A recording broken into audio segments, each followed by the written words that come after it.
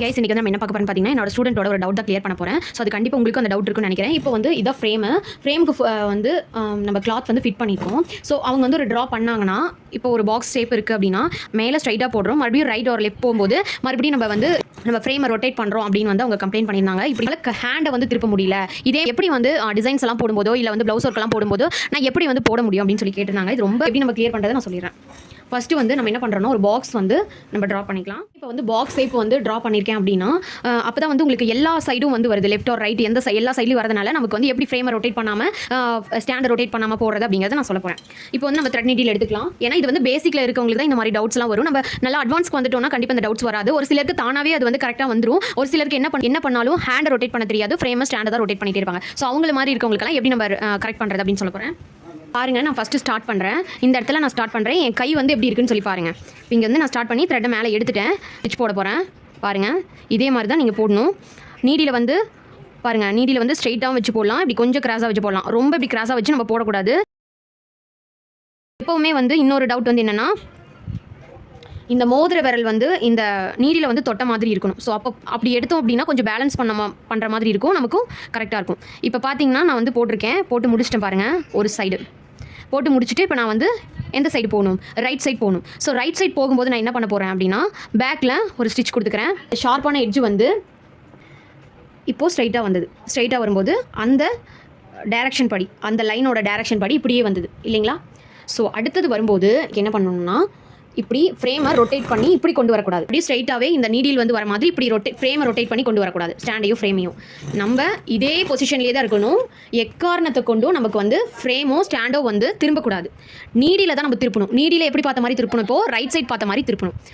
பாருங்கள், right side பார்த்த மாதிரி நம்ம திருப்பணும். ஸோ இப்போ வந்து நான் ஃப்ரேமையும் ஸ்டாண்டையும் திருப்பக்கூடாது. பாருங்கள், நான் எப்படி வச்சனோ அதே மாதிரியே வைக்கிறேன்.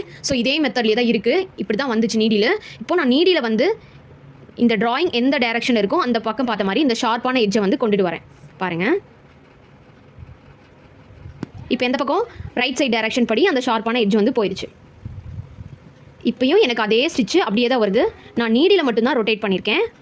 ஸோ ஒரு சிலருக்கு வந்து எடுத்ததுமே இப்போ இந்த டைரக்ஷனில் வந்து அந்த த்ரெட் வருது, அந்த நீடில் வருதுன்னா அவங்களுக்கு வந்து எடுக்க முடியாது. த்ரெட் ஸ்டார்டிங் ஸ்டேஜில் எல்லாருக்குமே இருக்க ப்ராப்ளம் தான். அது எந்த பிரச்சனையும் இல்லை. அது போட்டுகிட்டே இருக்கும்போது நமக்கு அது பழகும்போது நமக்கு வந்து ஈஸியாக வந்துடும். ஓகேங்களா.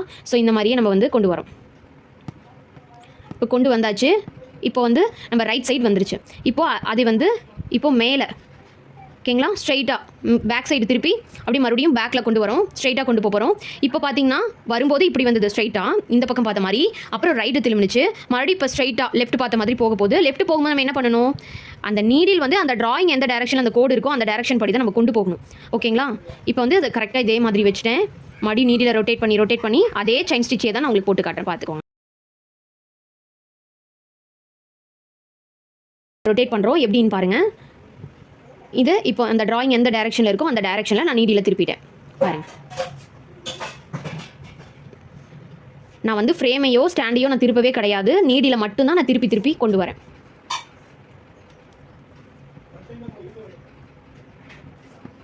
பாருங்கள், நான் கொண்டு வந்துட்டேன்.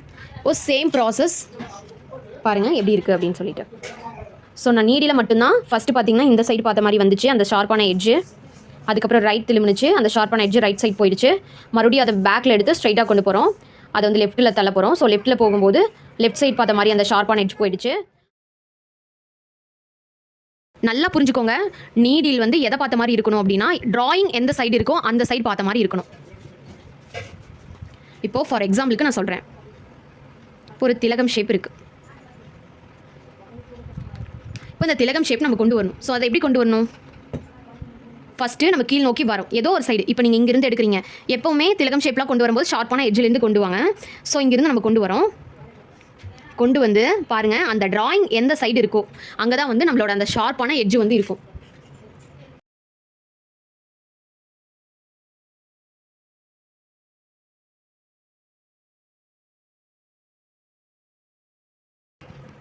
இப்போ பார்த்தீங்கன்னா உங்களுக்கே தெரியும், நான் இப்போ இங்கேருந்து வரும்போது இப்படி வந்துச்சு அந்த நீடிலோட ஷார்ப்பான எட்ஜு. அப்படியே திருப்பும்போது பாருங்கள், அப்படியே நீடில் அதுக்கேற்ற மாதிரி அந்த டிராயிங் எந்த சைடோ அந்த டைரக்ஷன் படி நம்ம போயிடுச்சு. ஸோ இப்படி தான் நீங்கள் வந்து ரொட்டேட் பண்ணணும், நீடியில் ரொட்டேட் பண்ணணும், ஸ்டாண்டையோ ஃப்ரேமையோ ரொட்டேட் பண்ணக்கூடாது. இப்போ உங்களுக்கு கண்டிப்பாக புரிஞ்சிருக்கும்னு நினைக்கிறேன். ஓகே. இப்போ வந்து பார்த்தீங்கன்னா நம்ம போட்டோம். இப்போ இதுக்குள்ளேயே நீங்க இந்த பிளேஸையும் வேஸ்ட் பண்ணிடாதீங்க. இதுக்குள்ள ஒரு பாக்ஸ் ஒன்று போட்டுக்கோங்க. ஸோ அந்த மாதிரி ஒவ்வொன்றுக்குள்ளேயே போட்டு நீங்க இதுவே ப்ராக்டிஸ் பண்ணுங்க. இந்த பாக்ஸ் ஷேப்பே ப்ராக்டிஸ் பண்ணிட்டே இருந்தீங்கன்னா கண்டிப்பாக இந்த நீடில் ப்ராப்ளம் வராது. ரைட்டாக வரும்போது அந்த ஷார்ப்பான எட்ஜ் வந்து அதை நோக்கி இருக்கணும். அடுத்தது ரைட்னா ரைட் சைடு ஆயிடணும், மறுபடியும் லெஃப்ட்னா லெஃப்ட் சைடு ஆயிடணும், மறுபடியும் லெஃப்ட்னா லெஃப்ட் சைடு வந்துடணும். அந்த நீடிலோட அந்த ஷார்ப் எட்ஜ் தான் இங்கே விஷயமே. ஓகேங்களா? இதை தான் நீங்கள் மாற்றணும். இந்த ஷார்ப்பான எட்ஜை மட்டும் தான் நீங்கள் மாற்றணுமே தவிர ஃப்ரேமையும் ஸ்டாண்டையும் மாற்றக்கூடாது. அவ்வளோதாங்க. கண்டிப்பாக இந்த வீடியோ உங்களுக்கு பிடிச்சிருக்குன்னு நினைக்கிறேன். மறக்காம நம்ம சேனல் சப்ஸ்கிரைப் பண்ணிக்கோங்க. கூடவே பெல் ஐக்கானே கிளிக் பண்ணிக்கோங்க.